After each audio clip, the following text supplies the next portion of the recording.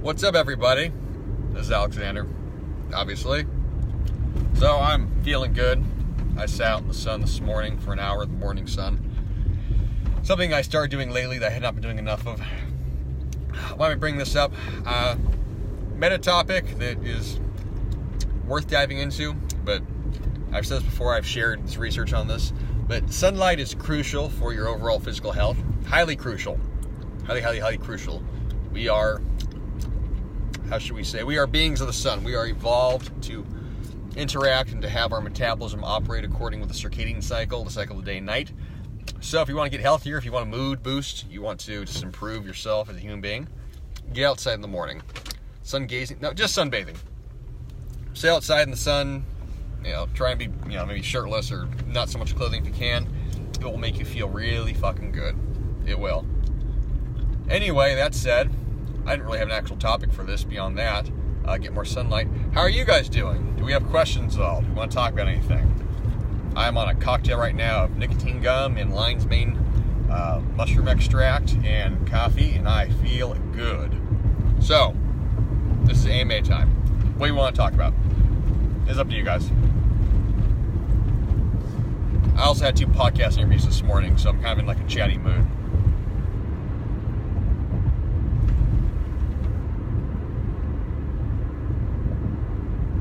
What is lion's mane? Lion's mane is, good question. Lion's mane is a mushroom extract. So mushrooms are kind of like mushrooms, you can consider mushrooms like a superfood. So mushrooms, they have a lot of positive health benefits. Lion's mane extract, lion's mane mushroom, has a neurocognitive benefit. So I believe it affects the acetylcholine pathway, if I remember that correctly. But it's good for focus. It gives you a sense of focus. If you combine it with some caffeine and some nicotine, nicotine also affects the acetylcholine pathway, though in a different way.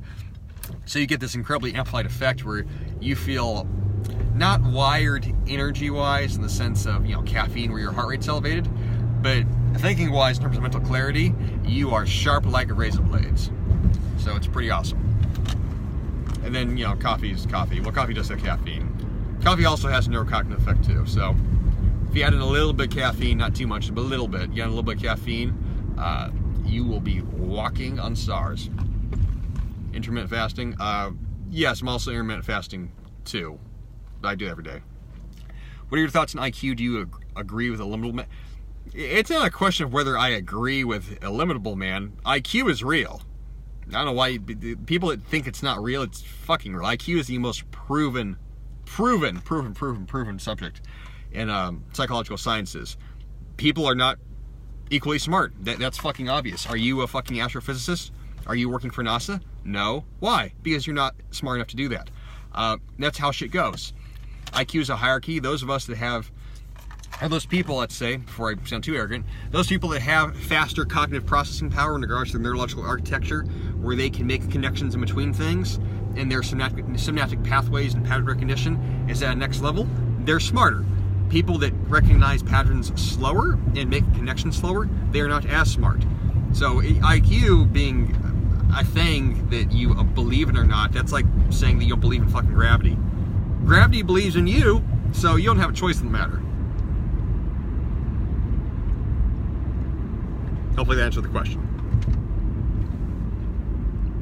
IM talks about IQ because if you understand the power that IQ has and its role in human development, it becomes very obvious in many different ways of how social developments and social problems come from, problems of, let's say intelligence. And, you think at low IQ people can be discussed too? Oh, absolutely. I mean, there's plenty of high IQ people that are fucking idiots. But in terms of, the correlation between, IQ and income and IQ and overall success, yeah, IQ makes a dramatic difference. The correlation is, the correlation is so obvious that to deny it is basically to deny reality itself. Optimum testosterone levels for a 45, 50-year-old. I'd say 600 and above. 600 and above, but, check your free testosterone. And, and also there's other hormones you have to take into account. But for a general, heuristic, if you're a man, you want your test levels to be 600 plus. Some guys can be pretty good in the 500, 400 range. Some not so much. Some guys 600 is okay, and then they go a little bit higher than that, and they feel even more amazing. Have you checked out this new book, EQ 2.0? No, I have not.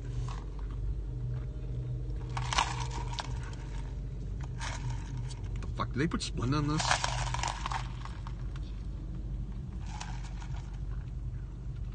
I think they forgot the Splenda. Oh well. Yeah, anything else, guys? Like I said, this is AMA time.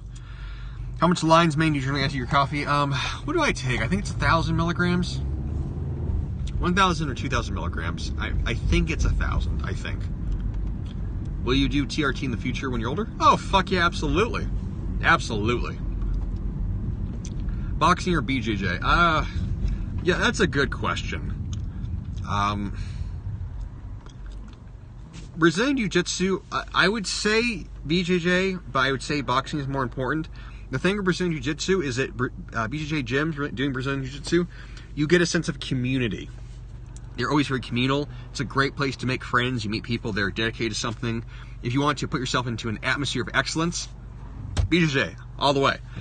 Boxing, I would argue, is actually a more useful skill, because in real life, you don't want to fight to go to the ground. You will get the shit curb stomped out of you and your brains and your blood and organs. So knowing how to throw hands, that'll save you. You want to know how to throw hands. That said, boxing gyms, sometimes they're awesome. Sometimes people are very much themselves, so you're not going to get the same social benefits. So this book, EQ 2.0, according to how IQ is left open to discussing actual emotional intelligence. I find that interesting. Probably kind of bullshittery. Sounds kind of fucking, what I call like new agey social science. But, maybe it works. EQ is impossible to measure so far as I've seen in regards to the actual, let's say research on it. What the fuck does EQ mean? No one really knows. It's just you make up a fucking definition, then you make up tests to suit your definition. But obviously being good people is important. But also, I would argue, and I'm not the only one to argue this is based upon a vast body of evidence, that the higher your IQ is, the more emotionally intelligent you are. So, take that for what it's worth. Either way, IQ rocks.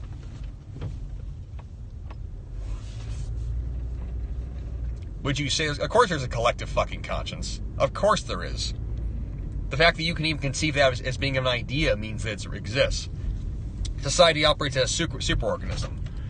So, your ideas that you think you have, where'd you get them from? They didn't come from you, they came from somewhere else. Dick's decision to stop selling, they don't sell fucking assault weapons, they sold fucking semi-automatic rifles. If they want to, go ahead. Everything now is political, so that could be a good move for them, that could be a bad move. See itself, and consider the fact that you can't even think more than two thoughts at once. You can't. You can only think one thing at a time, although your subconscious obviously contains a great deal. So, you could say God emergence.